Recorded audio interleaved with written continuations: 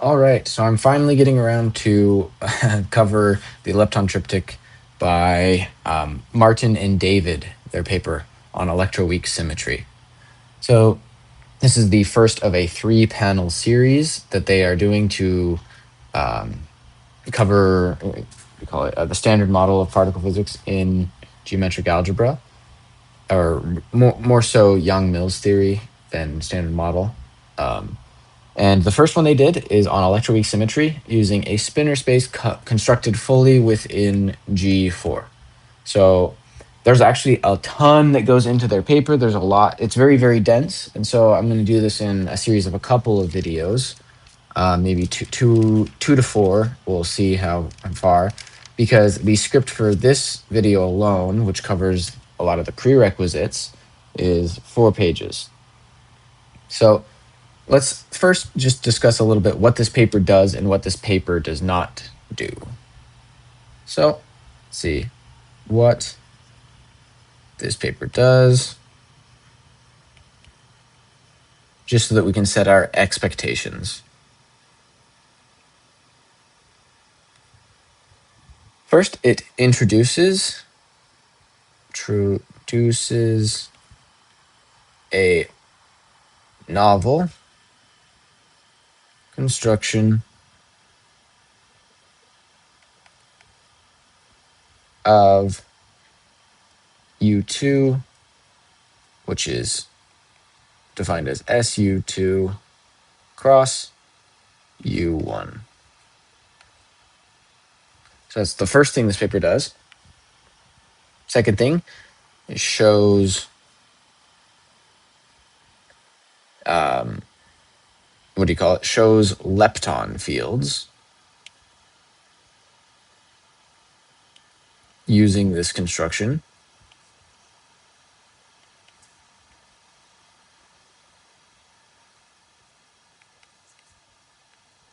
And thirdly, it explains chirality as grade parity in G4. Now, what that means, honestly, who knows? Because it's cool. It's cool to see chirality as grade parity, but it's in G4, so it doesn't, like, what does that mean exactly? So that's what this paper does. Then let's see what it does not do. What this paper does not. It does not describe the Higgs mechanism. The Higgs mechanism. And it does not motivate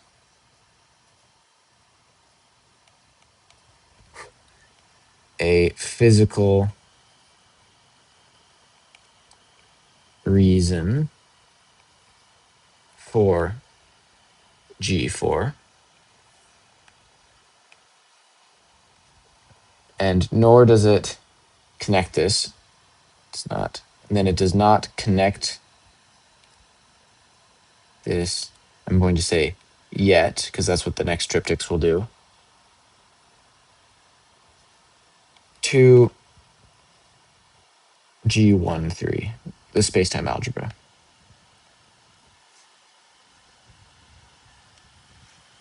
All right. So now we have things our paper does, or this paper does, not our.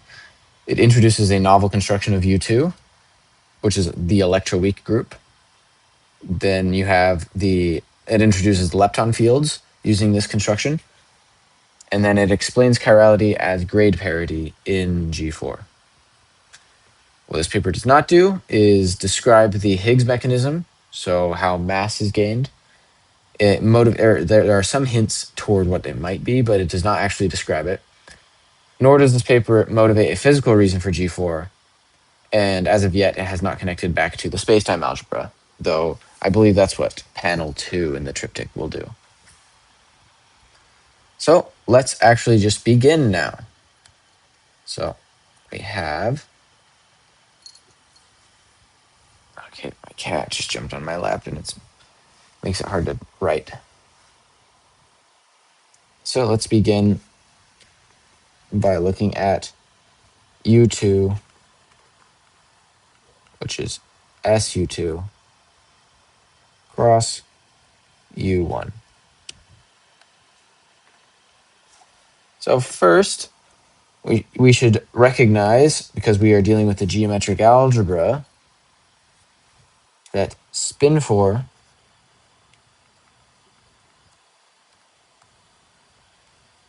is the spin / rotor group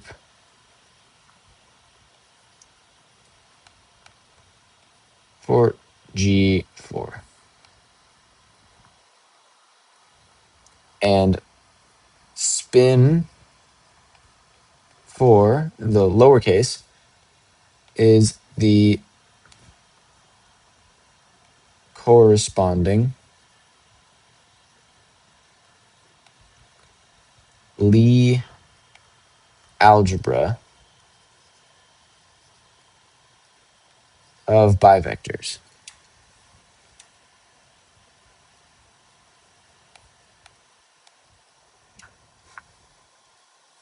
So that is otherwise said as if you have some bivector,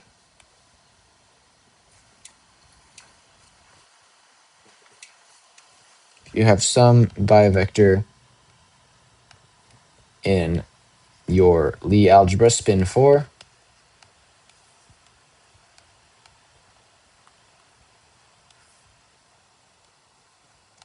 then your rotor, which is your exponential of this bivector, is in spin 4.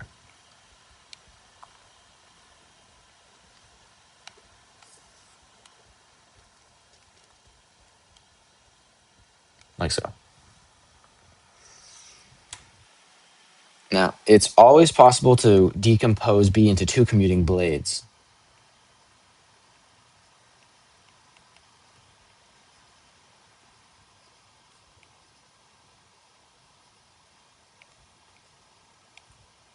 To decompose into the sum of two commuting blades.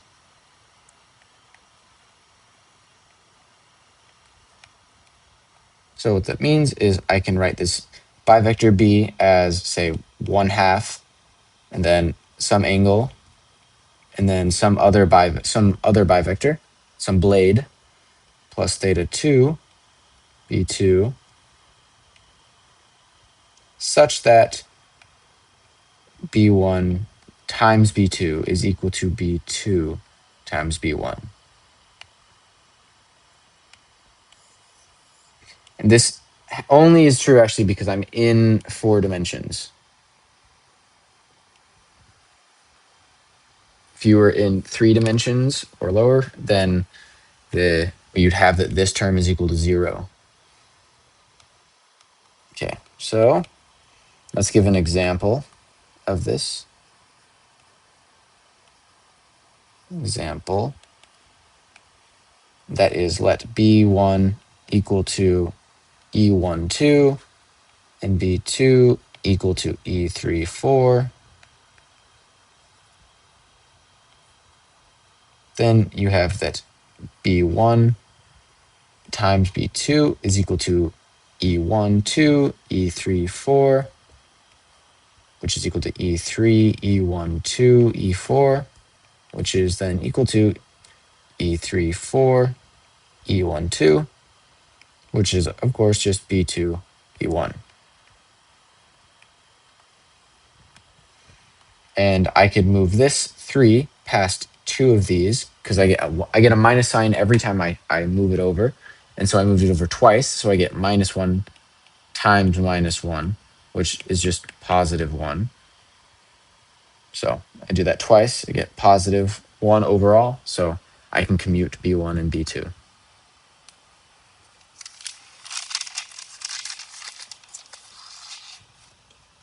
Okay. Now let's talk about isoclinic rotations. So if θ1 is equal to plus or minus θ2, θ1, θ2, then what do you call it? B plus or minus, which is equal to 1/2 θ1, B come on, B1 plus or minus B2 generates what's called an isoclinic rotation.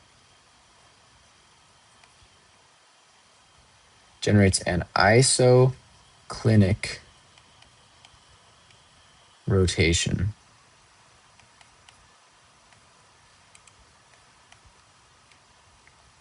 So isoclinic is the key term here. So iso means same, so same angle for both of these bivectors, and this is the term iso. And then you have these two right here. And then you have two independent planes of rotation. And then that's your cline. So you get your isocline, two independent planes of rotation that have the same angle. And so that's what an isoclinic rotation is. The bivectors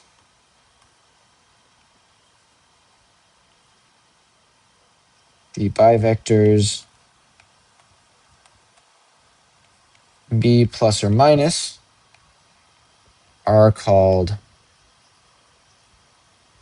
spines.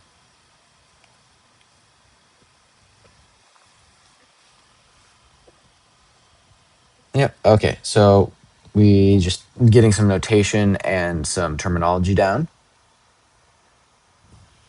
And the group, or rather the invariance group,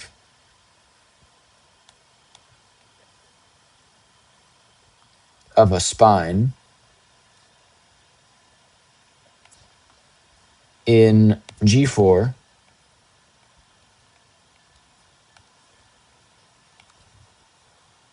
is U2.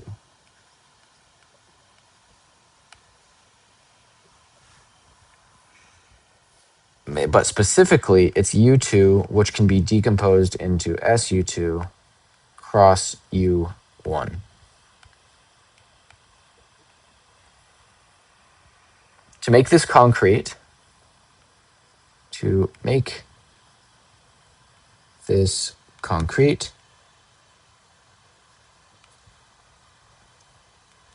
consider the following spine. Consider the spine rho naught equal to 1/2 B1 plus B2.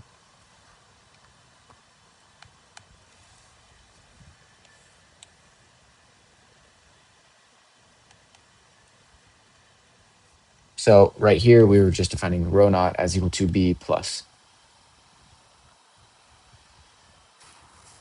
For convenience,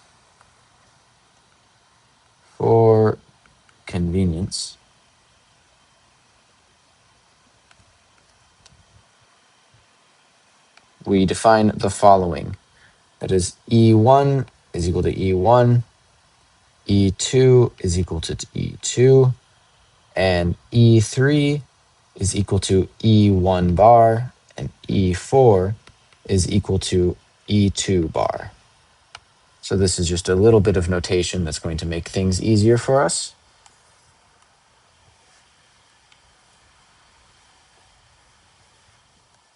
We can rewrite the b's from this. So therefore, b sub j is equal to e sub j bar, which of course is just e sub j wedge e sub j bar. And this implies that our rho naught can be rewritten as E1 bar plus E2 bar, which is also just the same as E13 plus E24.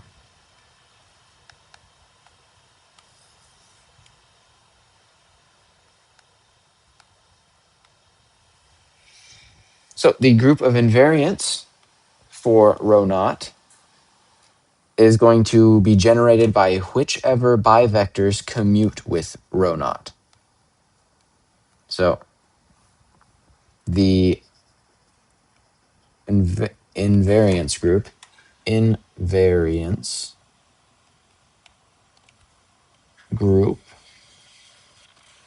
of the spine rho naught is generated by whichever bivectors commute with rho naught.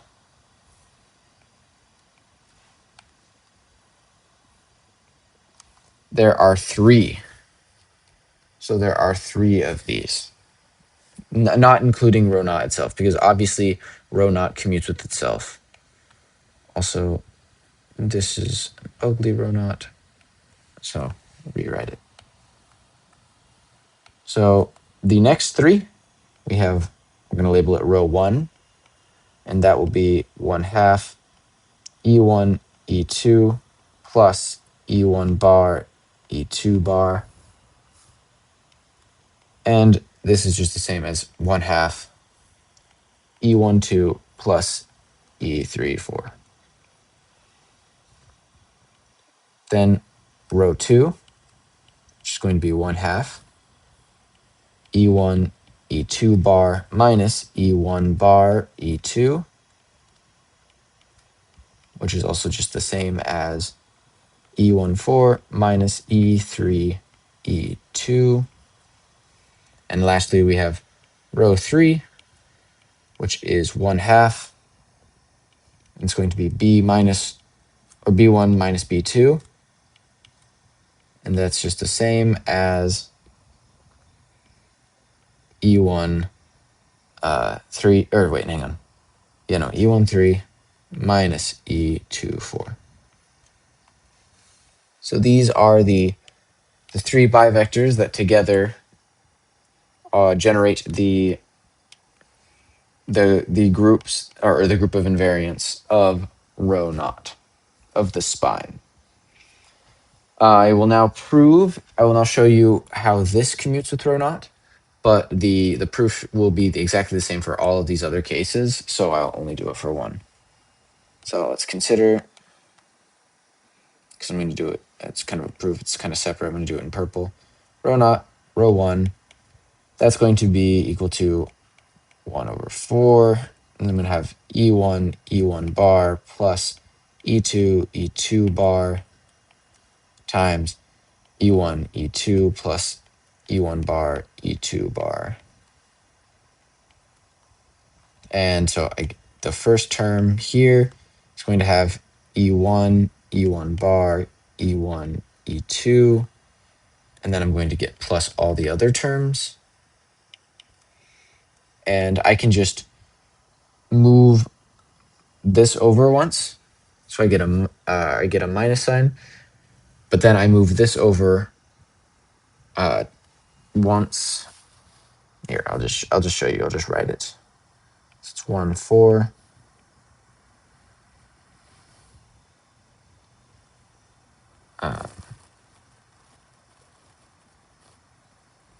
I did a weird thing in my math here, so I'm trying to figure out what I did. That's super weird. Okay, yeah, so I get E1, E1. So there's a minus sign now here. E1 bar, E2. Okay, and then I move this.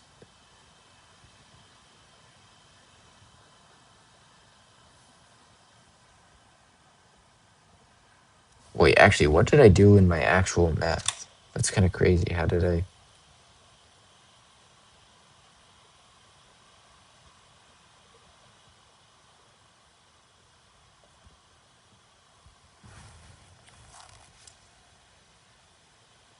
Yeah, I have this term times this term. So then I get this.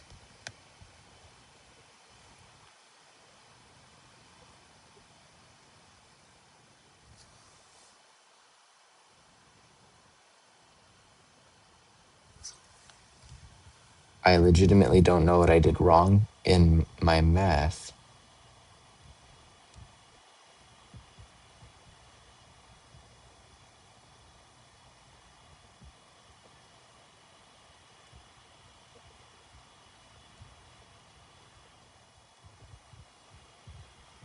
Yeah.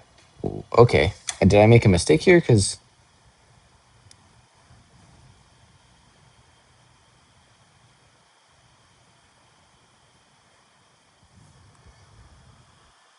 yeah. Okay. This is interesting. Just gonna ignore this for now. I'll come back to it in the next video. Let me make a note on my actual thing.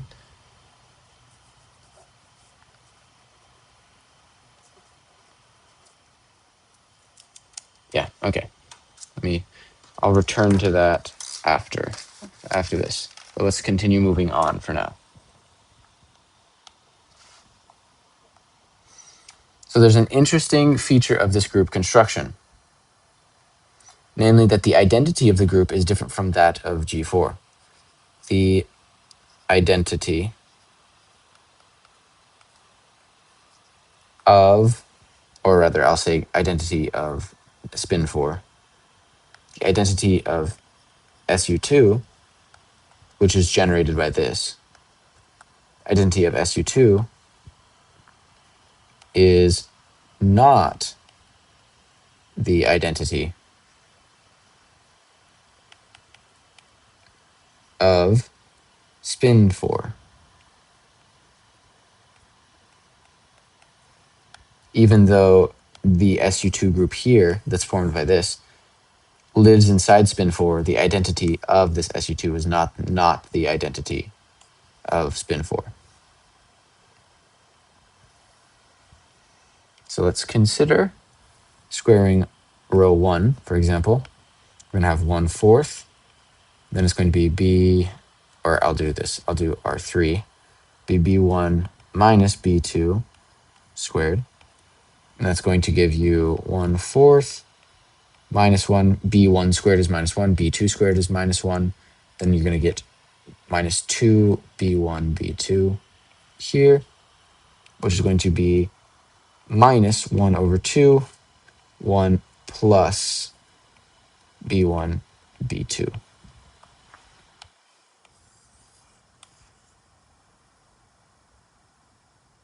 Like so. We can actually further simplify this. Let me just draw a little box. It turns out that B1, B2 is equal to minus the pseudo-scalar of the space. So we can actually rewrite this as minus 1/2, 1 minus the pseudo-scalar. And we rewrite this, we call this thing bold I, or blackboard bold I, or blackboard bold 1. No, I think I, yeah, so this is like the identity. So now we have actually the bivectors square to this quantity here, which is 1/2 1 minus the pseudoscalar. So this right here, therefore, is the identity element of SU2. Let's call this the identity element of this SU2 is 1/2 1 minus the pseudoscalar and satisfies the following, namely that rho j squared is equal to minus this, and rho j times it is equal to it times rho j, which is just equal to rho j, where these j's go from 1 to 3.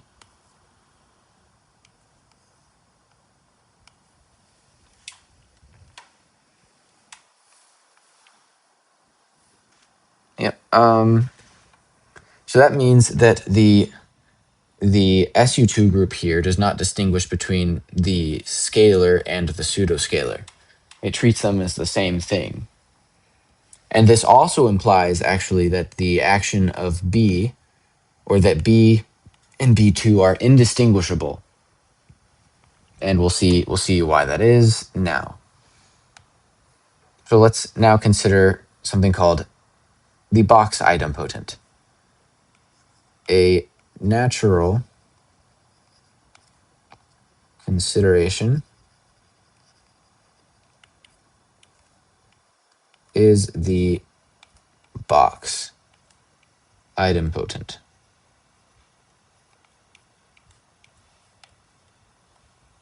And that is just defined as box is 1 minus this identity element, which is just going to be 1/2 1 minus B1 B2, which is equal to 1/2 1 plus the pseudoscalar.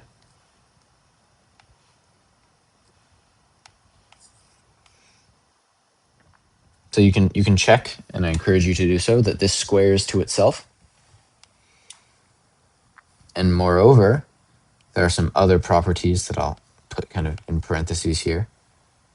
We have that rho naught times this identity element is equal to 0, which implies that rho naught times the box is equal to rho naught. And this also implies that the rho j times the box are equal to 0.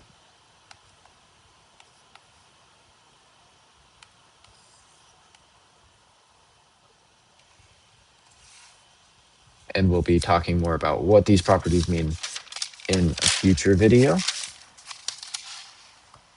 But now let's talk about the indistinguishability of B1 and B2 that I was mentioning earlier.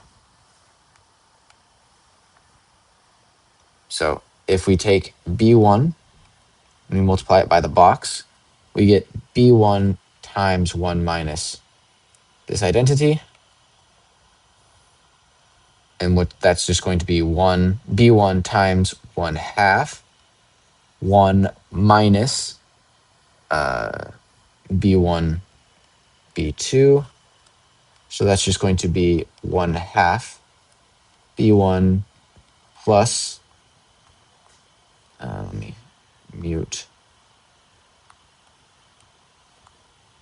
plus B2, like so. And I can pull out a B2 now. So I can say B2 1/2, and that's going to be, what do you call it?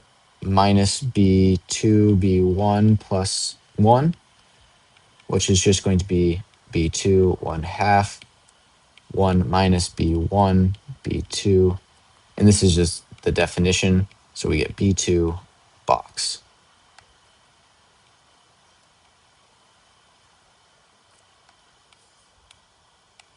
So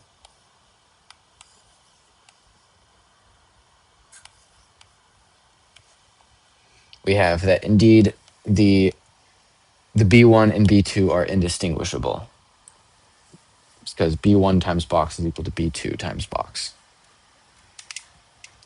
Now, one last little thing we need to talk about before moving on in future videos is the exponential map of SU2. The exponential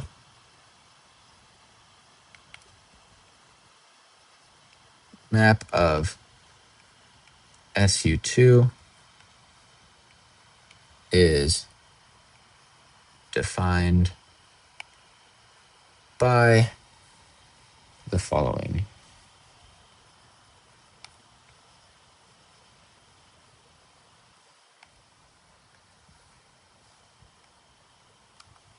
So firstly, if rho is equal to the sum over j, j equal to 1 all the way to 3, of some angle theta j and rho j, then we have that the exponential of this rho of these bivectors is equal to the sum from n is equal to 0 to infinity of rho to the n over n factorial. And this is just the Taylor expansion of this. So this is just the exponential series, or definition of the exponential through this infinite series. This can be simplified using a sine and cosine term. So we actually end up with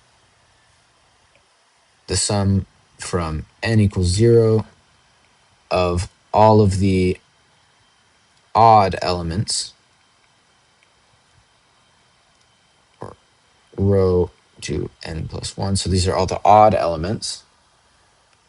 This is equal to rho hat sine theta for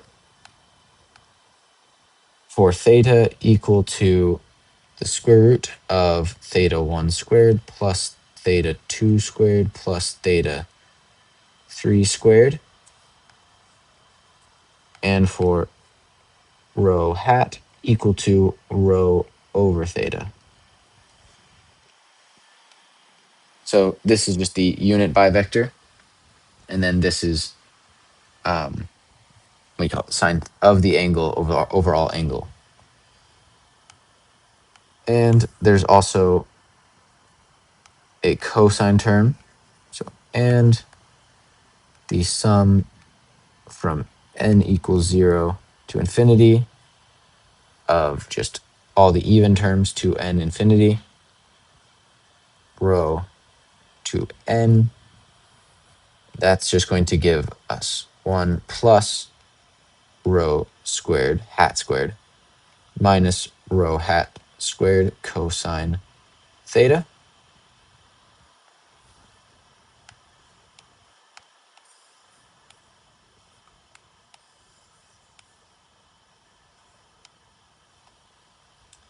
Therefore,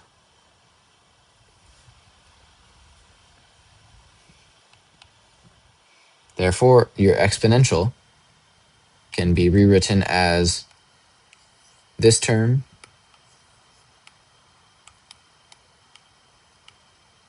plus this term,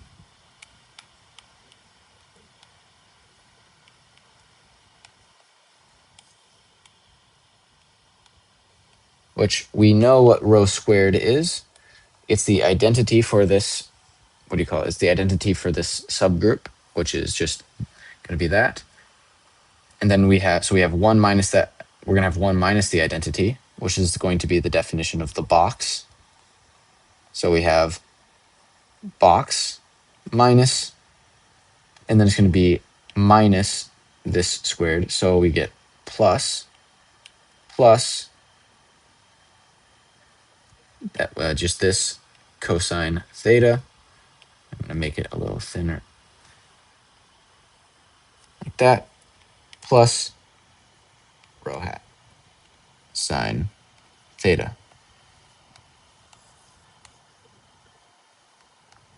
So now we get to the definition of our exponential. The natural interpretation of these is then, for this, I'll actually leave that for a second. You have interpretation for these terms. This is going to be like, so this is going to be like the identity matrix for SU2. And then these are like the Pauli matrices, sigma j. And then this term, this thing is weird. This is like the 2x2 zero matrix. So in this construction of SU2, we actually have this interesting thing where the exponential of an SU2 term gives you some weird little box thing, and then here's the normal traditional exponential right here. Then you get almost like the kernel, or like the zero element is actually manifestly there. Okay, so now with this, I'll move on to the next video.